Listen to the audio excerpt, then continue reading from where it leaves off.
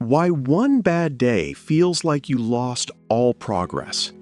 There is a pattern that appears right after a difficult day. Not a catastrophic day, just a bad one.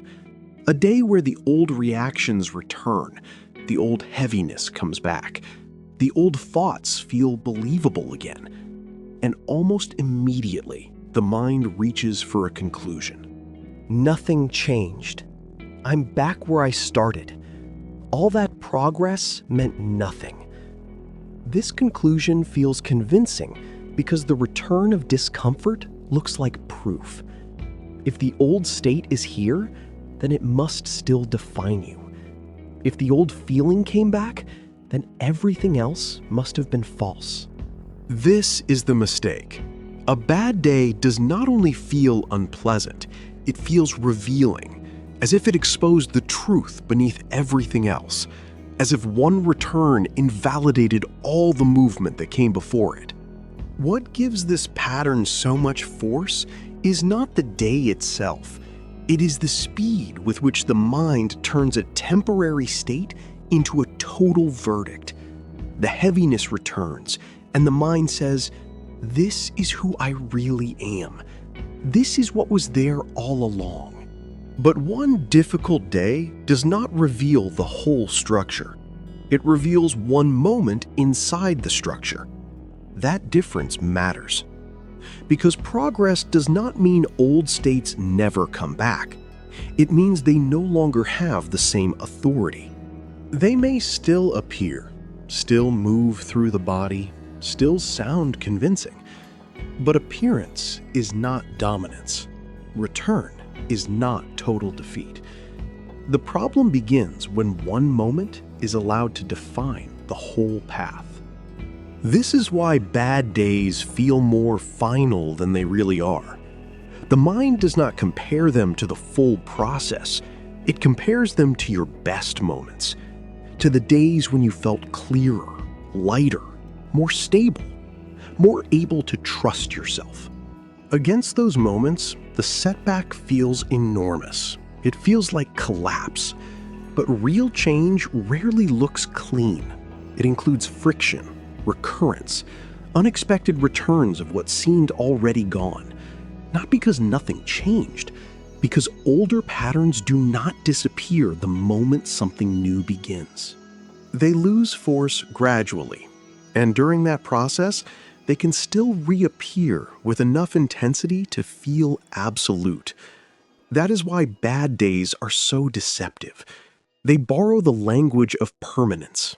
They make a passing state feel like a final identity. What hurts most is often not the bad day itself. It is the meaning built around it. The body is tired. The system is heavier. An old reaction appears. And then a second movement begins. Discouragement, global judgment, withdrawal of trust. The day becomes a sentence. Something like, "You see, nothing is different."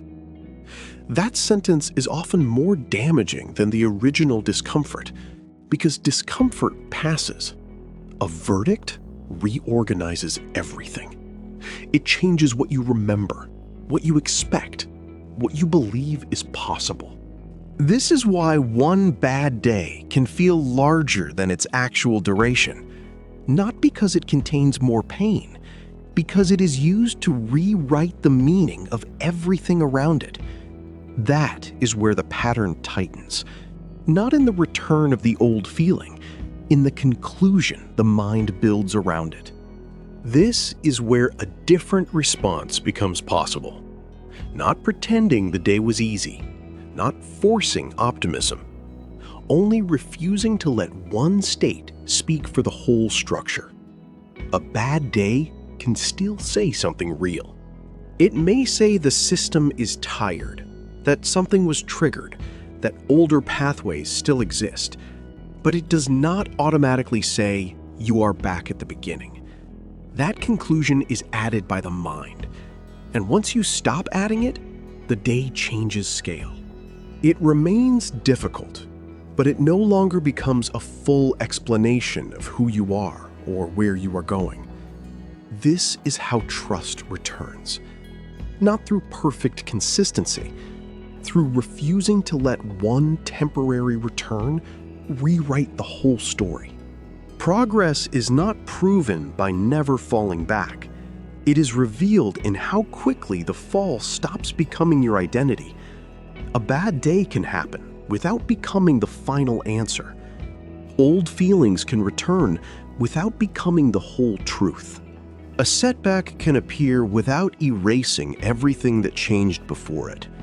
Once this is seen, something softens. The day is still hard, but it becomes smaller, more precise, more honest. It stops carrying the weight of everything else. What makes setbacks feel so convincing is that they arrive with old language, the old tone, the old assumptions, the old emotional weather. And because that language is familiar, the system believes it more quickly than it should. This is why one difficult day can feel older than it really is. It does not only belong to the present moment, it activates memory. It echoes past versions of the same inner state, and the mind collapses all of them into one conclusion. Now, the day is no longer just today. It feels like proof of a whole identity, proof that the old pattern was never gone, proof that your progress was temporary, proof that the same structure still owns you. But emotional familiarity is not objective evidence. Something can feel old without being fully true. Something can sound familiar without being final. This is the distinction the mind rarely makes when discomfort returns. The old state reappears, and the system forgets everything that was learned outside that state. This is part of the distortion. A bad day narrows memory. It makes difficulty feel central and progress feel distant. That narrowing creates urgency, an urge to conclude quickly, an urge to define the day, an urge to decide what it means about you. But quick meaning is rarely accurate meaning. It is only fast interpretation. This is why the most important thing on a bad day is often not changing the feeling. It is protecting the frame, protecting the larger context from being reduced to one state, one reaction, one emotional return. Because once the frame collapses, everything starts to shrink. The future shrinks, the self shrinks, the path shrinks. Only the discomfort remains visible. And when only discomfort is visible, the mind treats it as the whole truth. Real progress often survives in ways that are not dramatic, not as constant ease, but as a weaker tendency to turn one moment into a life sentence, a weaker urge to personalize every setback, a weaker need to call difficulty destiny. That is why a difficult day does not have to be corrected to be seen more clearly.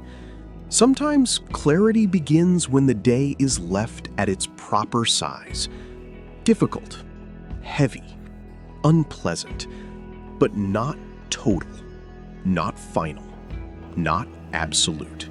And once the day is no longer treated as absolute, something in the system stops collapsing. The old feeling may still be there, but now it is held inside a larger view that the mind did not want to allow at first. This is where trust quietly changes, not into confidence, into proportion. The ability to let one bad day remain one bad day. Nothing more, nothing less. And that is enough for movement to continue. Not because the difficulty was unreal, because it is no longer being turned into a total verdict. That is how the pattern loosens. Not in the day itself, in the meaning you no longer give it. This is inner cognition.